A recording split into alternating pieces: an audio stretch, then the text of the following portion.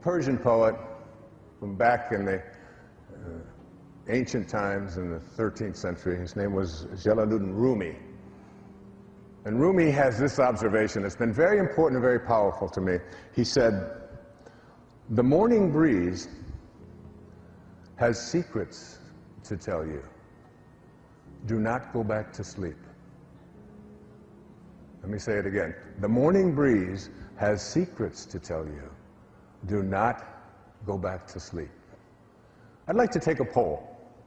Just by a show of hands, I'd like to ask how many people in this room, and there's about 3,000 of us here tonight, I'd like to ask you, how many of you awaken at one time or another between the hours of 3 and 4 a.m.? Let me just see by a show of hands. And if you look around, you see that this is a universal experience. Now, what do you think that is? If everybody, almost everybody, awakens at some time between 3 and 4. Now, for some of us, we just interpret that as, all right, this is my age. I'll just run into the bathroom and I'll be right back. And you may make that visit several times a night. I don't know. But there's more to that. And I'd like you to, now of all of those people who raised their hand at this idea that you awaken sometime between 3 and 4 a.m., how many of you awaken at exactly the same time? Exactly the same time, with a little digital clock next to you. What is your time? 3:18. What is your time? 2:20. What is yours? 4:50. So like there's a, and this happens repeatedly over and over again. My time is 3:13. I awaken at 3:13 night after night after night. I look over, I've got this little clock. It's not an alarm clock, it's just a little digital clock. I just look over and it's 3:13 again and again and again. So what I had trained myself to do in the writing of this book, in the inspiration book, is to put my feet on the floor and say to myself, all right, you are going to awaken because here's what Rumi said, the morning breeze has secrets to tell you. Do not go back to sleep. Do you realize that between 3 and 4 o'clock in the morning, in the middle of the night, this is the time when you're closest to your source? This is the time when it's the quietest. It is the time when it's the most peaceful, when there are the least distractions. And of course, in Miracles it says the memory of God comes to the quiet mind. It cannot come where there is conflict. A mind at war with itself remembers not eternal gentleness. Eternal gentleness. That's what you came from. It beckons you back to be awake. It's the most creative time in your life. Try it. Take that moment that you are being called by your source and awaken, and force yourself to shake the cobwebs out. And if you can't, then put your feet on the floor and say, look, if I have to go back to sleep, I'm going to sleep with my feet on the floor. And after a while, that gets very uncomfortable, and you'll get yourself up. Now, when I do that, and I get up, and I live on Maui, thank you, thank you, thank you, thank all of you for my beautiful home that I have on Maui. And when I get up at that is the most glorious time to be out there. And I go out onto the lanai, and I get this sense of this powerful feeling of inspiration. It's overwhelming to me. And I walk by my writing table, and it pulls me. It's pulling me towards it. It's almost beckoning me and saying, please, please come to me. I want you to, and I sit there sometimes, and I literally wonder, where is this coming from? The words, they just flow, and I sit there, and I write by hand. And as I'm writing and allowing this to flow through my heart and onto the pages, I just think to myself, I wonder what's going to come next. I wonder when it's going to come next. It's almost as if God is saying, this is why you're here. And I can't get you any other time because it's just so busy, and there's horns bonk, and there's so many distractions. But here's a time when you can just be with me. Just be in spirit. Just be inspired. Inspirado. Be in this space with me. And I will then allow what creative juices that you have forgotten about because you edged me out for so much a part of your life. And here it is. And you'll find yourself getting the right ideas, examining things that you never thought of before. Writing, some of you, I know you do it in your sleep many times, you'll write a poem and it'll be so phenomenal, and then you'll say, well, I'll remember that tomorrow. And then you get up and you can't get any of it. The morning breeze has secrets to tell you. Do not go back to sleep. Use those hours. And forget about the idea that, let's see now, I went to bed at 11, and if I get up at 3, that means 4 hours, so I'm going to be 4 hours deficient all day long. I'm not going to be... Forget that. You've got an eternity to sleep. An eternity to sleep.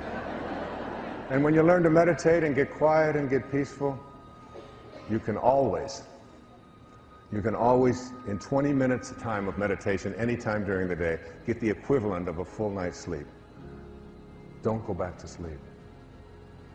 I'd like to speak in this program about what I call the rewards for inspiration. Things that will be your payoffs, your prizes, if you decide to move into spirit, into this world of spirit that I'm speaking about here on PBS. Back in the 2,300 or so years ago, we're not quite sure exactly when, there was a great teacher in India. His name was Patanjali. And in all the research that I've done on Patanjali, there's not sure if it was one person or a series of people or whatever it is, but it's great teachings, and I've immersed myself in the discourses of Patanjali, in the sutras, and practiced it. And one of the things that Patanjali, who was teaching people about being miracle workers at that time, teaching them about things that no one had ever heard about before, about the power of the repetition of the sound of the name of God as a way of manifesting something into your life, teaching people about being invisible, stuff that's a little bit strange, but that's, you know, it's like being 65 has its advantages, you know, because I can talk about things that are weird. And I usually point it out so you don't think I don't know that this might sound a little strange. But I would like to suggest to you that he offered something about inspiration that I want to offer to you. And there are 6 of these things, and I want to cover each one of them in this program. He said, when you are inspired by some great purpose, some extraordinary project, all of your thoughts break their bonds. Your mind transcends limitations. 3, your consciousness expands in every direction. And 4, you find yourself in a new and a great and a wonderful world. Dormant forces, faculties, and talents come alive. And 6, you discover yourself to be a greater person by far than you ever dreamed yourself to be. Those are the rewards. It's not like you're going to win the lottery. It's not, and you may. It's not that somebody's going to come riding into your life on a white horse or whatever. These are the rewards. These are the things that are going to be so powerful for you. The first of these is what? When you are inspired by some great purpose, some extraordinary project, 1, all of your thoughts break their bonds. All of your thoughts break their bonds. What do we mean by your bonds? Your bonds are the thoughts that you have that keep you disconnected from your source. They are thoughts that are out of harmony with spirit, with God consciousness, with God realization. Because this is basically about being like God, being like source, being like spirit, being like divine mind, in everything, in every thought, in every action, more and more, connecting yourself back, catching yourself. So, the bonds are the ways that we think.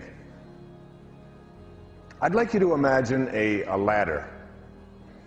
And this ladder has 10 rungs on it, from the floor all the way up to the top of the ladder. And at the top of the ladder is the highest rung. And at the top of the ladder are the words, "This is my desire," and it's aligned with spirit. Again, this is my desire, and it's aligned with spirit. So what is your desire? My desire is to align with spirit. So what is your desire? My desire is to manifest abundance into my life. Perfectly aligned. We came from an abundant source. My desire is to feel a sense of well-being in my body at all times. Perfectly aligned. My desire is to have divine spiritual relationships in my life. My desire is to get the job that I am working towards getting. My desire is to live in a place where I feel most peaceful and most loving. My desire is, and these, whatever it is, it doesn't make any difference. It's the 10th rung. It's the highest rung. It is your spirit aligned with your desire. All right? So here it is. It's right up here. Now you have to ask yourself the question, what is it that I offer up to this 10th rung desire? All right? A 10th rung has to have, in order for it to manifest and show up in your life, it has to have thoughts, feelings, and behaviors that match up to that. And if they don't match up, you get out of harmony. See, thoughts are energy. Like everything in the universe, it's energy. Einstein said that nothing happens until something moves. What we have has an energy component to it. We can measure our thoughts and how they impact us, whether they strengthen us or weaken us at any time in our lives. All right, so there's a wonderful book written about this, and it's called Ask and It Is Given.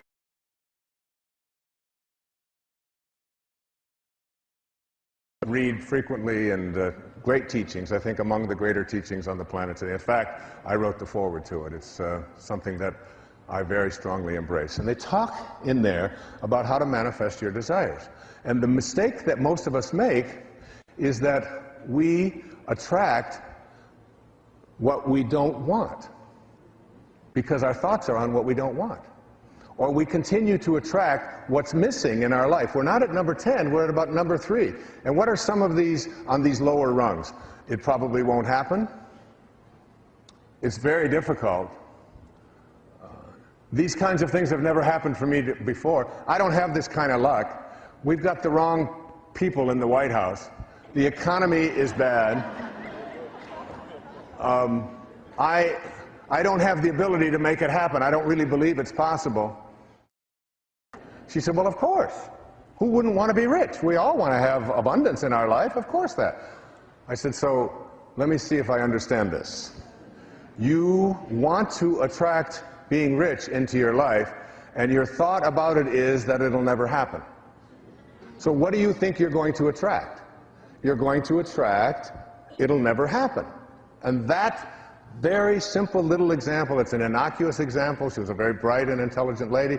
It wasn't about that. It's about what kind of energies we have within ourselves that we offer to what our desires that are aligned with spirit in order for them to manifest. And every thought, if you have a second wrong thought that it probably won't happen, it's not likely, it's never happened before, it's just not the way it works for me, it's always been missing. As long as you think like that, and you're in a universe that operates on this law of attraction, you will continue to attract it. It seems to me that I have always known this, and that I came into this world knowing that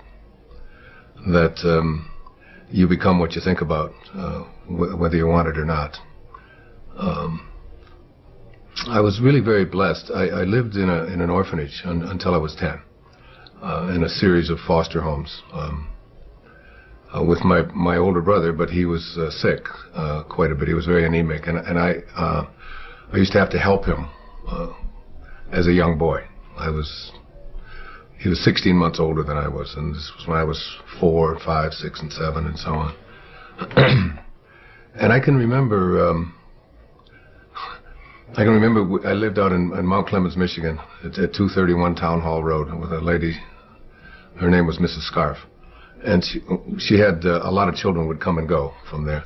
And I was in a foster home because the circumstances at that time were such that my father had walked out on his family, and I was born in a depression, and there was no welfare and things like that in those days. So it was like people just helped each other out. And my mother was working as a candy girl in Detroit, on the east side of Detroit, earning $17 a week, and she just didn't have the money and wasn't able to provide for her children. So we lived out at this one particular place, and I can remember whenever a new child would come to the house, they would always say, "Go find Wayne." And I would be out in the back. They had orchards there, and this was no hardship. This was no difficult thing for me. This was a great blessing, I think, in my life. Those earliest days. And I can remember a girl named Martha came, and they were dropping her off for basically the same reasons that we were dropped off there. And they said, "Go find Wayne." And I came and I started talking to Martha, and she was crying, and she was all upset, and she was sad, and I was trying to convince her that she didn't have to be sad, that this was, and I remember saying to her, "This is a great place, there's no parents here. You can do pretty much anything that you want. I mean, you've got a lot of freedom, and we're going to have a great time." And I can remember being in school, at the public school. It was a numbered school. They didn't even name them in that day. It was PS number 127, and I remember the teachers, one time we were out on the playground and all the kids were all upset, and I said, "What's wrong?" And they said, "Well, the teacher said this is the worst class that she ever had, and she was so all upset, and she was angry, and she was hurt." And I said, "Well, why would you allow her opinions to have anything to, if this is her hardest day, then her life is just easy." And I can remember talking to other people about all you have to do is change the way you think. And it goes from being a miserable experience or a tough experience or a hard experience to one that you can do anything that you want with. And when my mother got our family all back together again when I was nine, almost 10 years old. And I can remember her telling me what it was like when I was just a baby, when I was just like an infant, that I was the one child that could make everybody else laugh. At times when everybody else would. She said we were waiting for a bus one time when we were just real babies before I went into the orphanage, and she said a car came by, and it was in Detroit, and there was all this slush, and we all went flying down. Everybody had dirt on them and dirty snow, and we were laying in the ground, and everybody was crying. And she said, "You were and upset and mad because our clothes were wet and so on." And she said, "You just stood up and said, this is great, isn't this wonderful? Look, we don't have to do this, and we don't, just turning it into something positive." It's like, so the ability to be able to do that was something, I can't remember a time in my life when I didn't know that if I really went to work on how I thought, that things just didn't have to be bad. I was the richest kid in the orphanage. I've talked about that many times in my lectures, that a snowstorm was a time we had two snow shovels at the home, and one of them had the edges all curled up from hitting the curbs, and you couldn't make any money with that one. So the other one, when it would snow, I would go downstairs and I would take the good snow shovel and I would put it under my bed, and I'd sleep with it right with me in the bed so that nobody else would get it. And I would get up before everybody else got up, and I would go out and I would just shovel everybody else's snow, shovel their walk.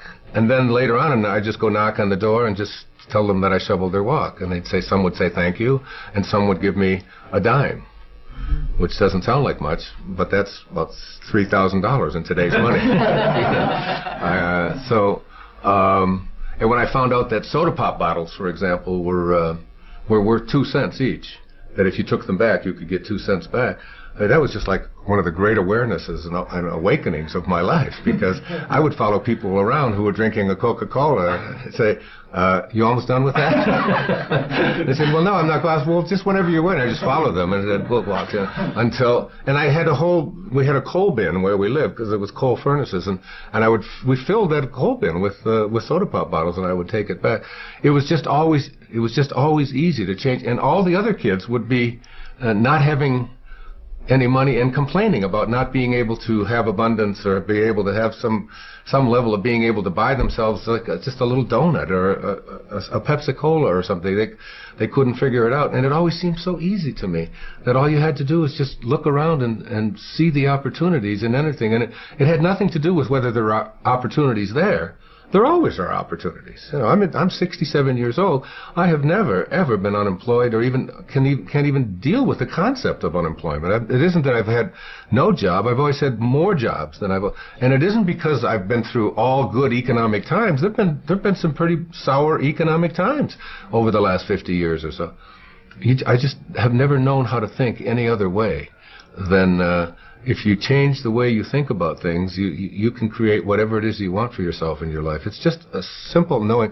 I mean, I've made a living talking about it. I've written lots of books about it and so on. But I have always lived it and practiced it, and I still do today. It was Thomas Troward. I don't know. He did some lectures on mental science way back in the 1907, 1908. He was from Scotland. And one of the things that he said is that the law of flotation was not discovered by the contemplation of the sinking of things. So that, you know, like before the 15th and 16th centuries, all of the ships were made out of wood. Not because iron wasn't available and steel wasn't available, but because there was a belief that wood floated. So therefore you had to make ships out of things that floated. That's literally how and then someone came along and said that it has absolutely nothing to do with what things are made out of. It has to do with the amount of water that is being dispersed. That's what determines whether something will float or not. And I think about that all the time because it's in the contemplation of what you desire that you create what it is that you want to have for yourself. It's in your willingness to contemplate it. And nothing more, according to Troward and mental science. So that I think about the Wright brothers, 100 or so years ago. It's like, and I said the law of flying was not discovered by the contemplation of the staying on the ground of things. So that these were two people, like for me, to figure out how to get an airplane to fly, and my limited knowledge of all of that, I would probably have contemplated the staying on the ground of things. Like this is what happened. But there's somebody came along and contemplated the idea that if you get enough speed going and you have the right design and you get pressure underneath something like this and you get that this thing is going to lift off the earth. Somebody had to contemplate that idea. And everybody who contemplated that it wasn't possible, that it couldn't work, was a part of why flying didn't take place, because there was no new law discovered in the early part of the 20th century, any more than electricity was discovered by Thomas Edison or anyone like that. I mean, the ability to have electricity has always been there. Somebody has to contemplate. So it's like in your own personal life, your willingness to contemplate yourself as a person who is capable of attracting into your life what you want, having the kind of relationships that you want, being able to have abundance where scarcity always exists. All you have to do is begin the process by being willing to contemplate the presence of that in your life. And I've always been a person that I can remember throughout my life as someone who could contemplate myself being able to do things that most people couldn't. And I can give you a good example. When my mother got us all back together, and we were living in Detroit, on the east side of Detroit, and we got a new television set. It was a black and white. It was a screen about this big. It was an Admiral, and we had it in our home, and it was like, oh my God, black and white television. You remember Uncle Milty and all and so on. And there was a guy that was on TV. His name was Steve Allen, and he was on The Tonight Show. And I was 11, 12, 13 years old. I was born in 1940, so I was 51 or 52. And I used to stay up every night and watch The Tonight Show. Even though I had to go to school the next day, there was just something about that show and, all of the characters and smock, and all the things that Steve Allen would do on it. And I would come down, when I would be talking the next day, and I would be telling my mother and my two brothers that when I do The Tonight Show, this is what I would say. I wouldn't have said what Louis and I say, the way reacted, how he reacted to that. I would have said this, and I used to do this, and my brothers and my mother would say, "That's just Wayne. He's just nutty. He thinks he's on The Tonight Show. He thinks he's going to do The Tonight Show." And I would go up into my room at on this little tiny house that we lived in, a little 2-bedroom house that 5 of us lived in because my mother remarried, and I would see myself doing The Tonight Show. I would just, practice it, and Steve Allen became someone that I was really enamored of. Well, you know, fast forward, I don't know, 30 years or whatever, and I've written a book, Your Erroneous Zones, and the Tonight Show calls, and they ask me if I would like to come on and do it. So I do my first stint on the Tonight Show. I did the show like 37 times over a period of 3 or 4 years with all these different hosts, but Johnny Carson was on, and the first guest on the very first show when I did the show was Steve Allen.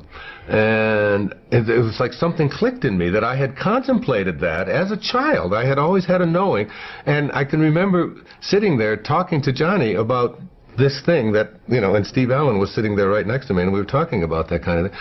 So that by putting my attention on something, it wasn't some deliberate thing that I was doing, you know, when I was 11 or 12 years old that was designating that I was going to be a person who was going to be appearing on talk shows 30 years from now.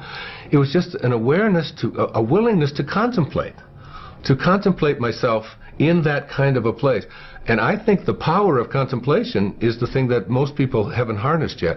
And when you harness it in your life, there's absolutely no limit to what you can attract into your life. If you absolutely stay focused on what it is that you know you're going to manifest and attract, you're not going to do it in your time. You know, Jackson Browne sings a song, it says, and creation reveals its secrets by and by. I mean, you can't push the river. It's all done in divine time, but it will show. It will show. It will manifest. It will attract itself. And I'm never surprised any longer about anything that I put my thoughts on that I can attract it into my life. I just absolutely know that law of attraction and that it absolutely works. And I have absolutely no doubt about it. And I feel as if, like, before I even came into this world, when I was in the world of spirit, that I had a conversation with God. And it was God saying to me, like, what would you like to do in this lifetime? And I said, well, I'd really like to spend a lifetime teaching self-reliance. Because that's truly all I've ever done since the time I was just a little boy, through all my life. I mean, I could just go through all of the things that I've done. It's been always about teaching self-reliance. And God said, it's like, you're sure you want to spend a whole lifetime teaching self-reliance? I said, yeah, that's what I want to do. And he said, well, we better get your little ass into an orphanage then.